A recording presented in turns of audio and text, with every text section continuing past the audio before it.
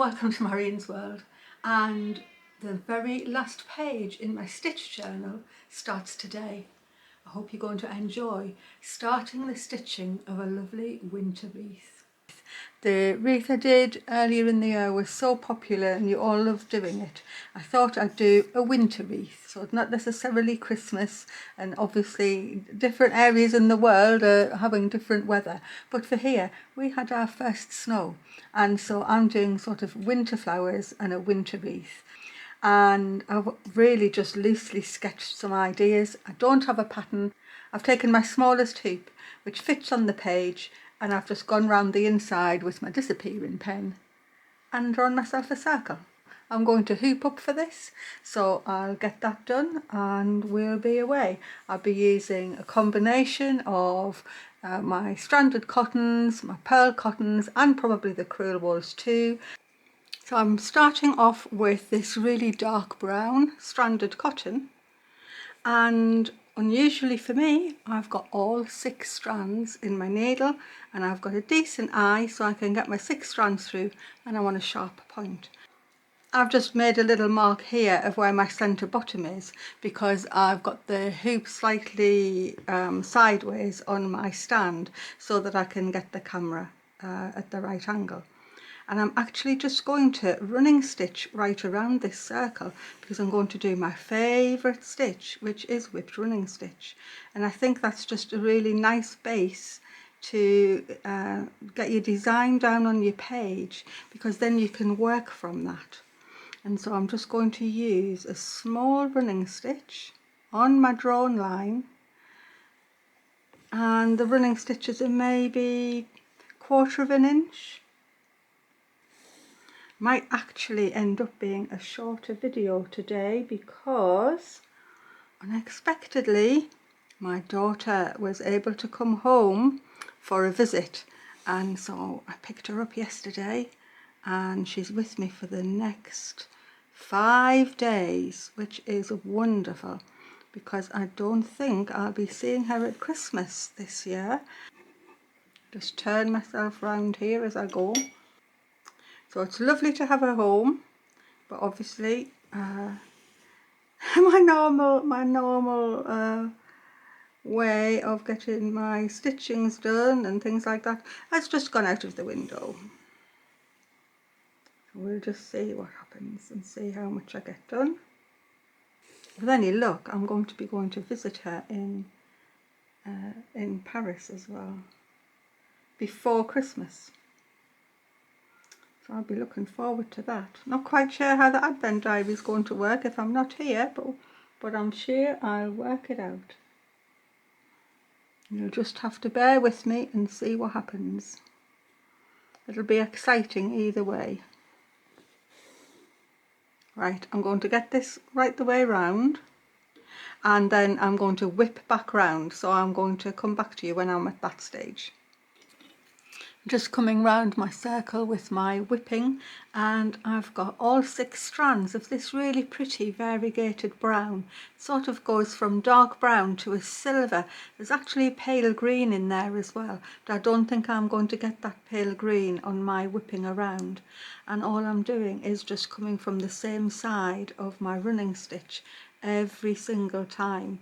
You can use the eye of the needle, or you could have changed to a blunt needle if you want, but I really do love the ripple that whipped running stitch makes. I really do. So simple, yet so effective, and it's a really good stitch for showing up a thread such as this that has a lovely variegation. It really shows it off to the best. And I think this is going to end up being able to be a lovely standalone design too. So you could always do this not as part of the stitch journal, but as just a separate piece of embroidery to put on a cushion or framed as a picture. Either way, it's going to look lovely. Well, I hope it is anyway. I don't even have the design yet, other than an idea in my head, but I'm sure it is going to be lovely.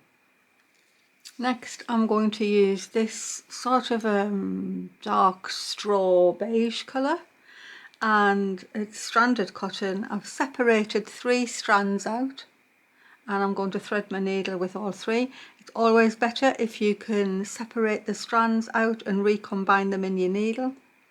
Everything will lie much nicer. I'm using the same needle. I'll weave in from the back to start, and I'm going to put in some stems of ivy, so you can do that for yourself. So here's my middle line.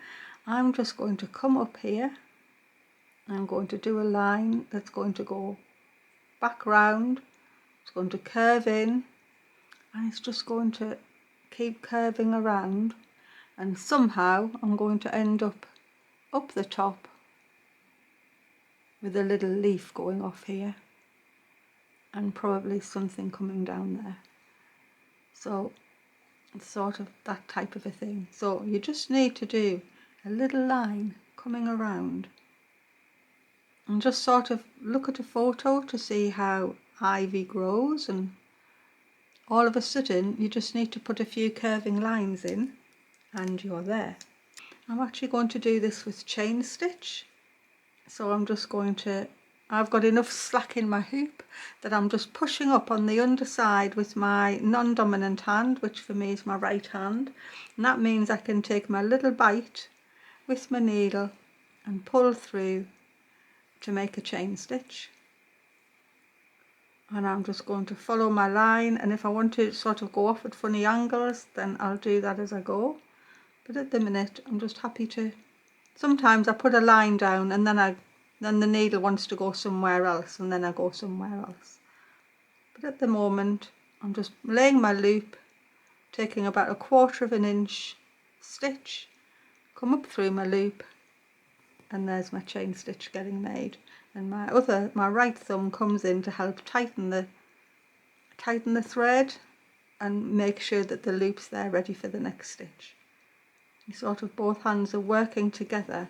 Your left hand, well, my left hand's doing the most work, but being a lefty. And obviously if you want to be transposing this, you might want to, if you're right-handed, you might want to do your ivy going around this way,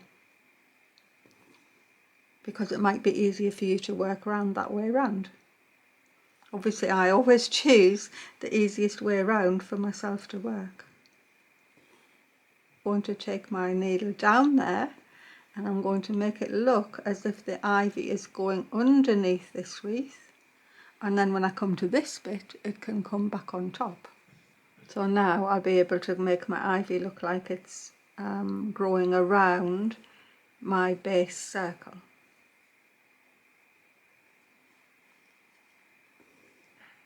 So lots more lovely chain stitches, and then I'll probably whip this as well, but I may do it in the same colour.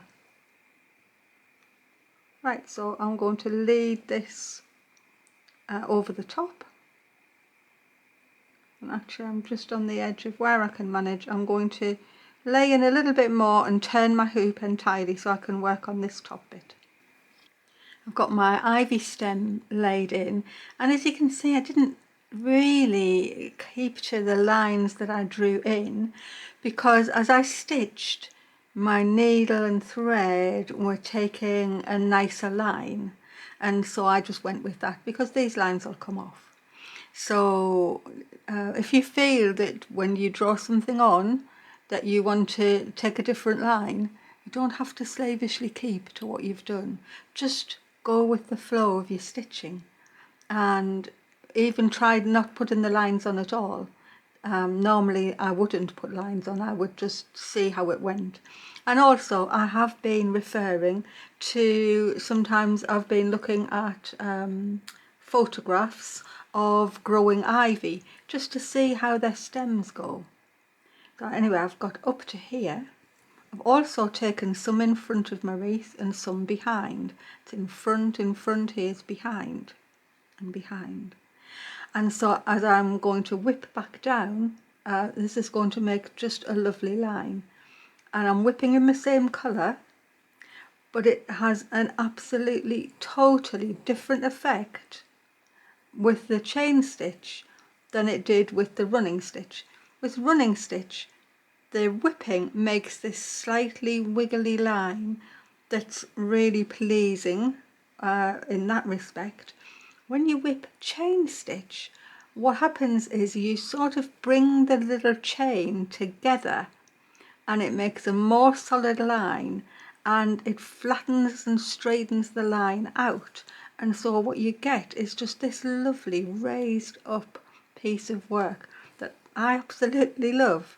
And so I think it's really good. I like it better than stem stitch for stems because it makes such a beautiful line. And so I am going back down my whole line, and this time with the same colour. Could introduce another colour, but I'm using the same 3 threads of stranded cotton, and I'll just work my way right the way back down. And where I go over the top of my wreath, I'll just carry on over the top, and when I am going underneath, I'll take my needle down and come up on the other side, so that I keep the illusion of the ivy stem growing up and around my wreath. So I'll finish this bit off, and I'll come back to do some leaves. I've just started to put the little ivy leaves in. Now these are quite easy to freehand, but I do make a little outline to keep everything sort of going properly. And so I've got those 2 in so you can see what I'm aiming for, and I'm going to add a little leaf here and then a bigger one down here. So first of all, they're really pointy, and so you start off with an arrow. So I'm leading the arrow from the end of my stem, just putting an arrow shape on the end. And all I need to do after that is do a little triangle each side, and make sure that your arrow point is the longest bit. And then to make it really look like an ivy leaf, you just need a backwards point, as if you're going to draw a star, but the star has one long point. And there you are, you have an ivy leaf. I'll point this one upwards, so I'll do it once more. Here's my ivy leaf, there's my stem with an arrow.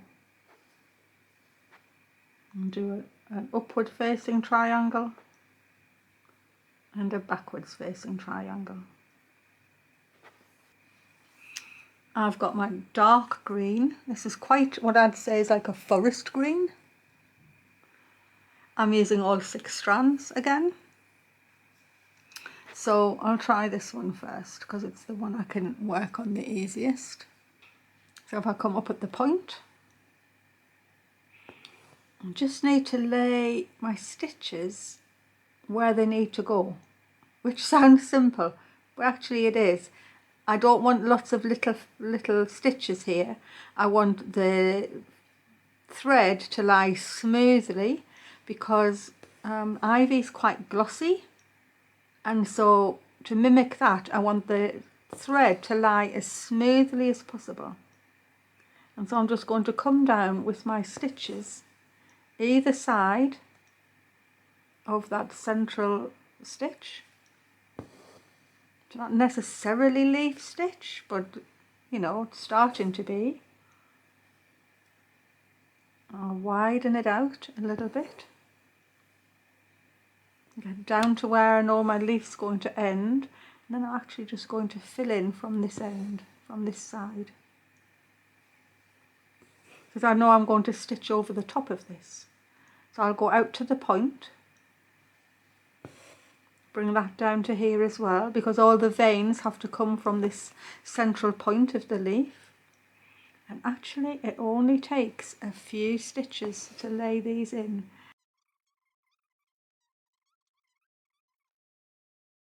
And as soon as you move on to another part of the leaf, start it from the very end, the very farthest point.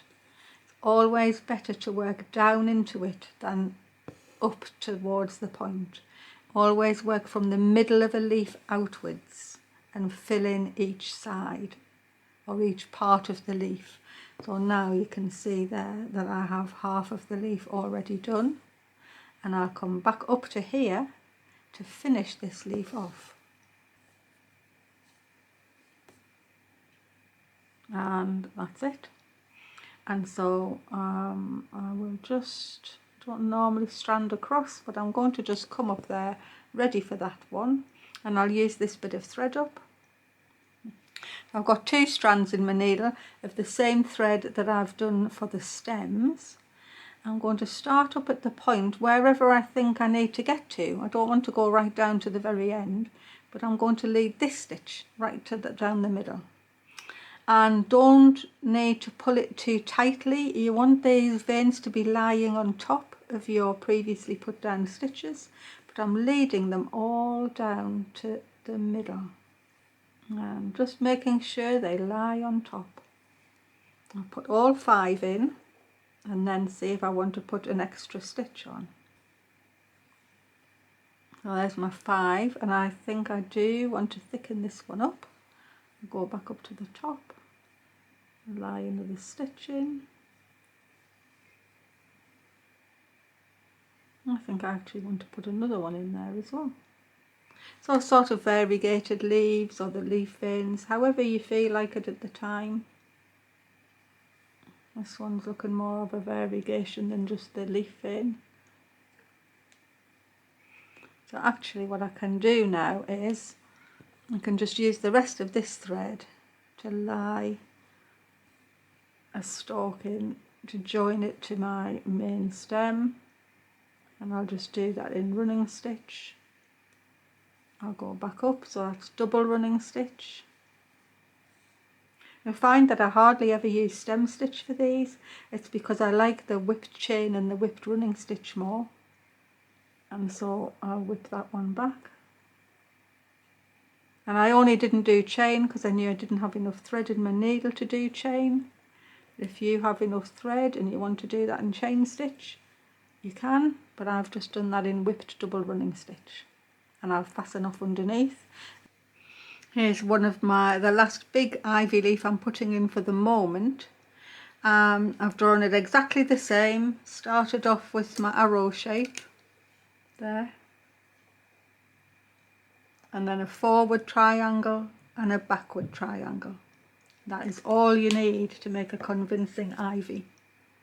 So I'm not going to take my green thread right the way down to the bottom. I'll take it to the bottom of the first big leaf, and I'm actually going to put a framework in because this is a bit bigger, and so I'll put the framework in. I'll just lead every leaf down to where I think it needs to be,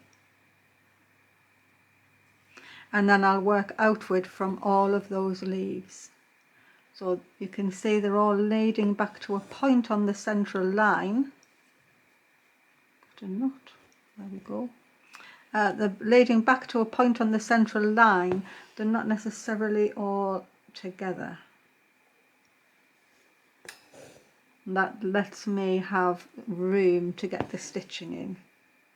So I've almost got a star there and then I'll go back up and I'll finish each leaf.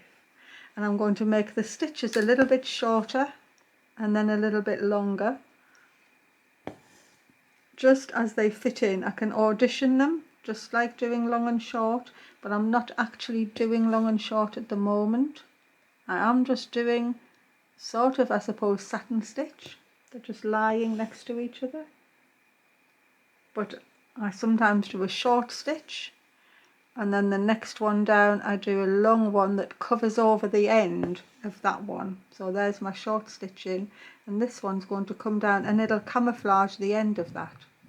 And that's how I move down the leaf and get them all lying just how I would like them to be.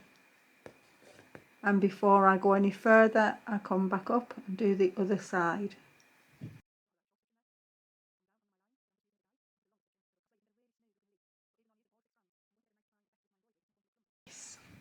Work one side and then the other side until I'm happy with the shape. Actually, I'm going to finish that piece off, and then I'll come back to do the veins on there, or make it a little bit more variegated. So on this bigger leaf, I'm actually using 3 strands of this beige instead of 2, and you maybe be able to see that all of my lobes ended up here rather than down at the very end, and so that's where I'm going to lead all of my veins through to.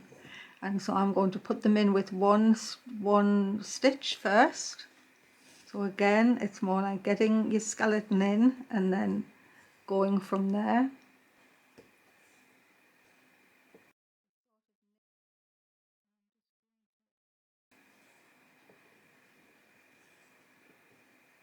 And then I'm going to lead my stem back onto the original stem.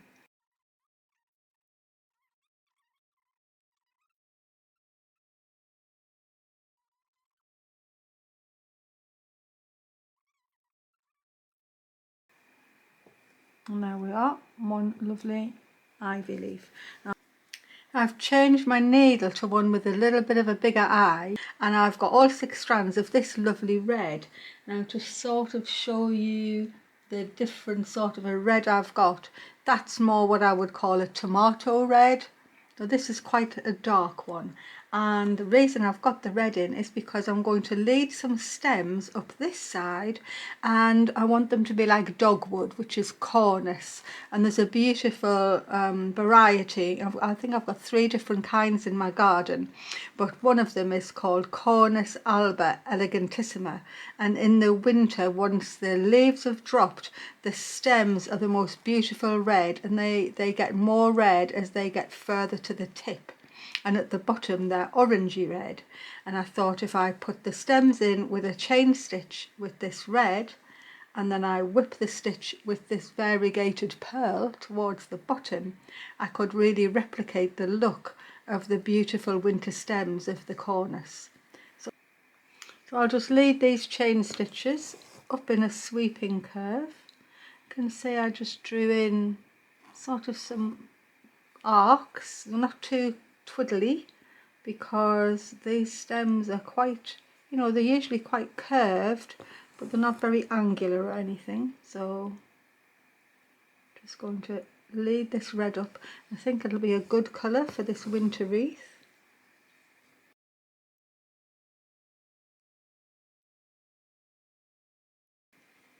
So I have now got this lovely pearl cotton in my needle. I've changed to a more blunt needle as well, and I'm going to whip this chain up from the bottom just so it mimics how the dogwood goes. I think what I'll do is I'll start halfway up this one and I'll go down, and then I'll start and whip up that one, because I want the top to be in the red just the same, and just see what effect I can make. This is a lovely variegated cotton.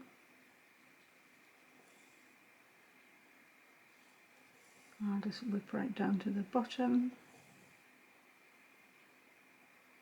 and go over to that one, and I'll whip up this one.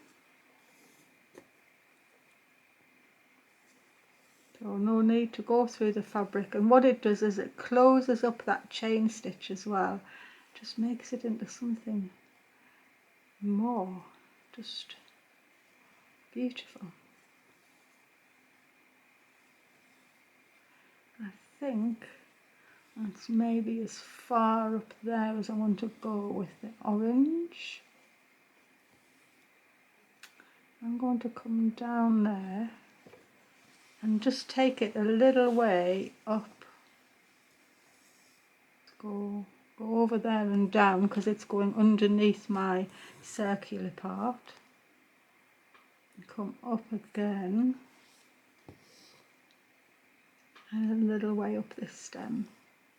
I'm looking forward to maybe bringing some new threads home, because it will be the Harrogate Stitching Show on Thursday. So that's going to be lovely. I'm looking forward to that. And that means that next Sunday, the Sunday coming after this, that'll be the video. I'll be doing the video of the stitch show. Hopefully, anyway. That's what I'm intending. And after that it'll be the Advent diary. Crikey, how the year has flown. Okay, I'm going to not put any more orange on there, but I'm going to go and get the red thread again, and I'm going to do the rest of the whipping all with the red. Oh, that looks really nice. That really looks like dogwood to me. So I'm going to set my hoop up a different, and I'm going to put the first of some either larch branches or fir branches in, and I think that'll do fine for the start of this winter wreath. I've decided to put some pine branches in first, and I've just got 3 little curving lines, nothing complicated, just 3 short lines, and I'm going to do the actual branch in double running stitch. I've got all 6 strands, and I've got the same dark brown that I started my wreath. So I'll just double running stitch them in and out.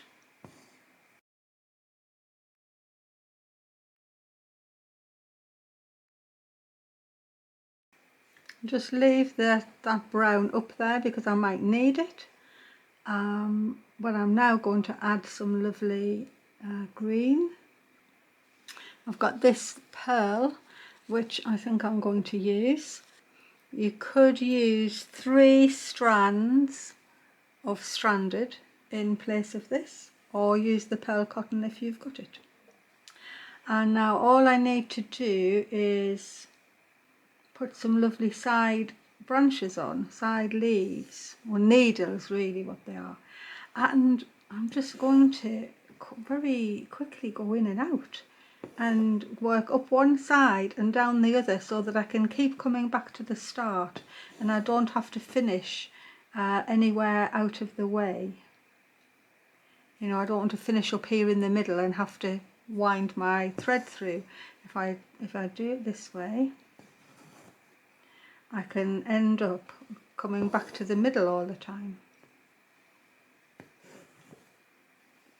And so if they cross over, they cross, and if they don't, they don't. So I go out to one, and then I'll come back in.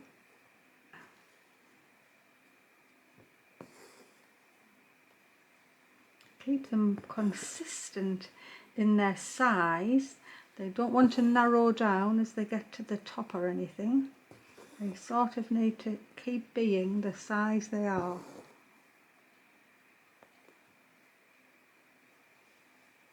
I go right up to the top. This is more like a fir branch than anything else. Larch has different sort of little clusters, and I think I might put some larch on as well, but I'll get this. This is at least the right colour and what I'm having to, and also what I'm wanting it to look like. So here I come with the tuft at the top. And do a little 2 or 3 right at the top.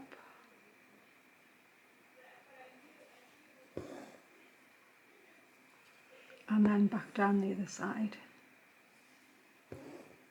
And simple straight stitches.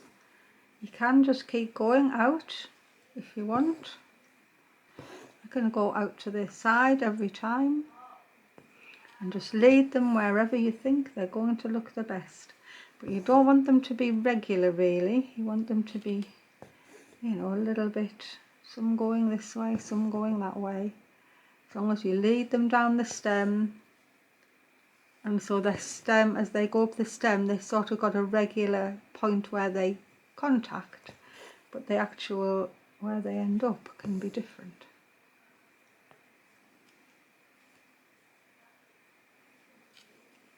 That's looking very Christmassy in the red and green, but that is what winter things look like at this time of year, with bare branches and ivy. That you notice those things when the rest of the colour's gone, and all the bonny flowers have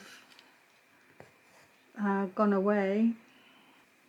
The greens and browns and reds and oranges, they're the colours that you notice.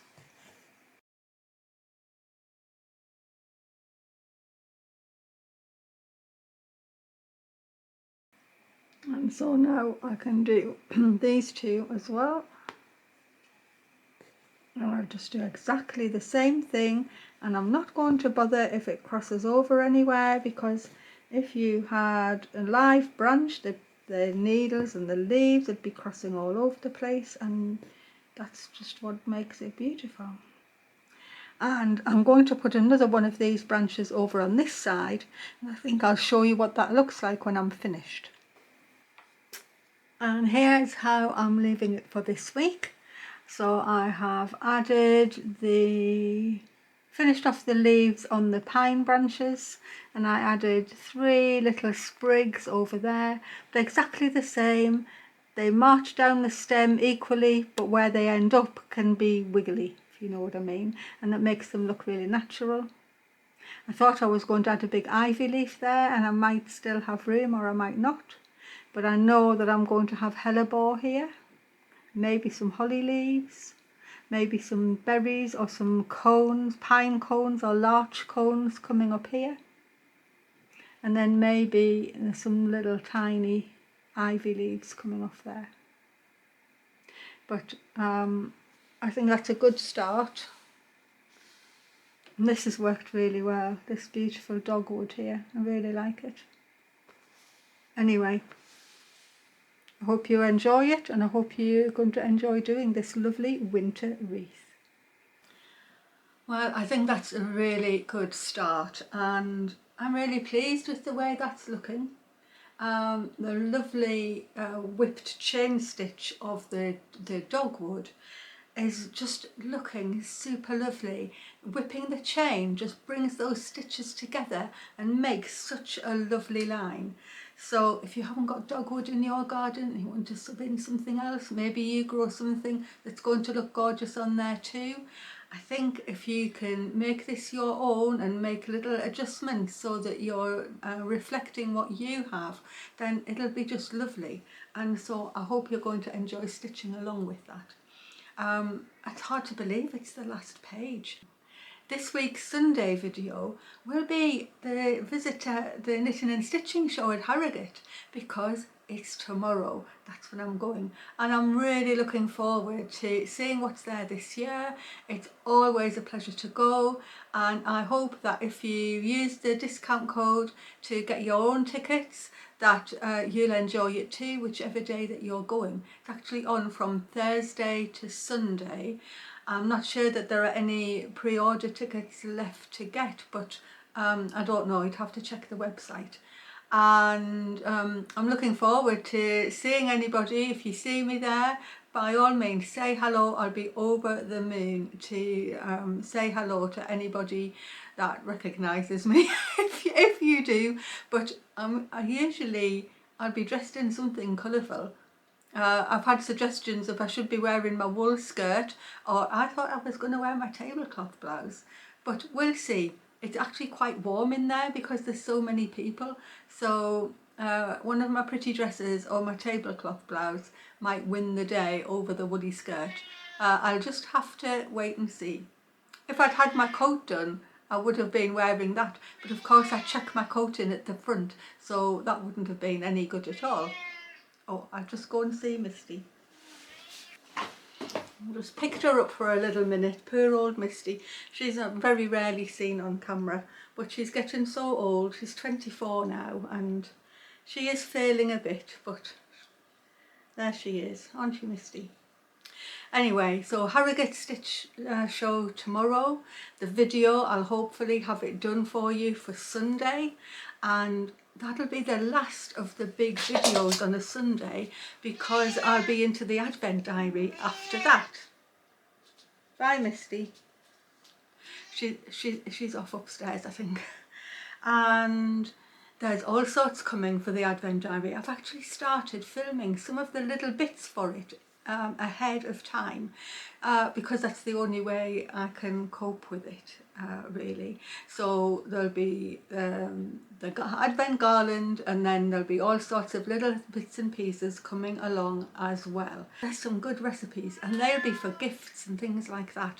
There'll be some little crafting things, there'll be walks, there's all sorts coming up. So I hope you will stay tuned for that, and I hope you like and subscribe to my channel as well if you're seeing this video, because it's always lovely to have new people along, and I really appreciate everybody who joins in.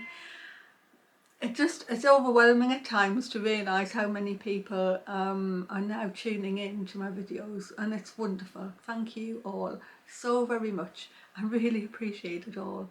And I think I'll be putting one or two maybe art type videos in as well. Not that I'm that wonderful at arty stuff. I do crafty things, but it's different from art. And there was another thing that I still just didn't get onto this year, and I think it'll be coming up next year, and it will be something to do with building things out of cardboard. I'll just leave you with that little hint. It might not be a ship in the sense of the thing that you think I might make though. I'll keep that to myself, I'll keep you on tenterhooks. I'm just going to say bye, thanks for dropping by. I hope to see you next time I post something on Marion's World. You're all welcome. Bye everyone.